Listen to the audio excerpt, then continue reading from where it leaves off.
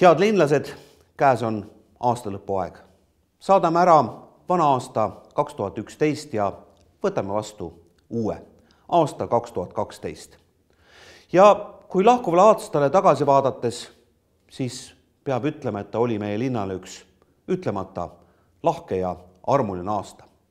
Me saime tunda küll ilmataadi tujusid, lumetormidega talvisel ajal, samas ka imelise sooja suve ja kuldkollase ja pika sügise. Maailmas ja Euroopas toimunud muudatused ei jõudnud väga meieni ja õnneks läks nii. Täna me võime möödunud aasta lugeda linnale igati korda läinud aastaks, selle aasta üle rõõmu tunda ja ta rahuliku meelega ära saata. Võtame uue aasta vastu linnas lootusrikkalt ja heade soovidega ning loomulikult võimsa ja vahva ilutulestiku saatel.